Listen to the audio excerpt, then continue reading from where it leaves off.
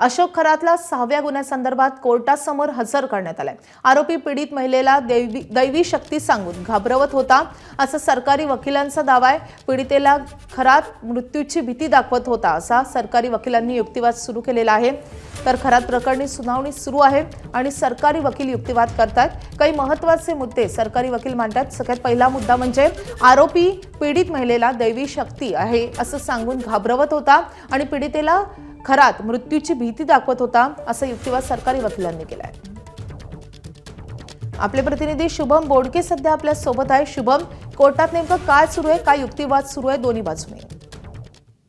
आपण जर बघितलं तर अशोक खरातला आज कोर्टामध्ये हजर केलेला आहे। युक्तिवाद सुरू झालेला आहे। सरकारी पक्षाने पहिल्यांदा या ठिकाणी बाजू मांडली। या प्रकरणामध्ये जर पाहिलं तर या महिला अत्याचार प्रकरणामध्ये पीडित जी महिला आहे त्या पीडित महिलेला दैवी शक्ती असल्याचं भासवून तिच्या वडिलांच्या मृत्यूची भीती दाखवलेली होती आणि तिला त्या ठिकाणी तिच्यावर वेगवेगळ्या पद्धतीने काही दैवी शक्तीचा अभाव स्वतःवर आहे किंवा अशा पद्धतीचं भासवून तिच्यावर अत्याचार केलेले होते आणि त्या अनुषंगानं खरं तर जो गुन्हा आहे तो अशोक खरातला दाखल झालेला आहे।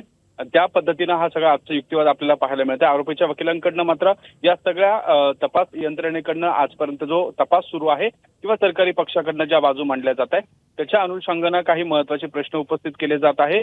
या प्रत्येक गुन्ह्यामध्ये या आरोपीचा ताबा का हवा आहे?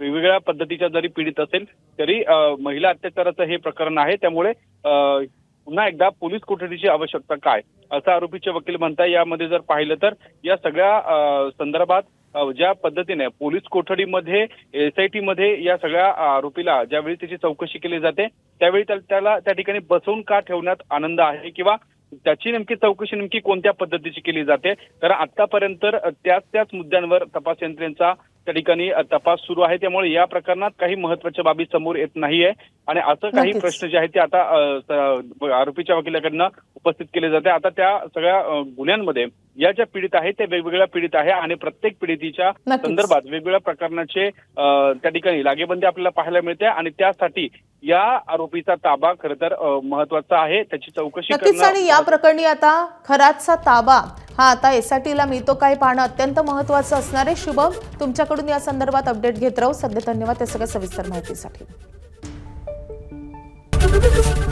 ABP माझा, उघडा डोळे बघा नीट।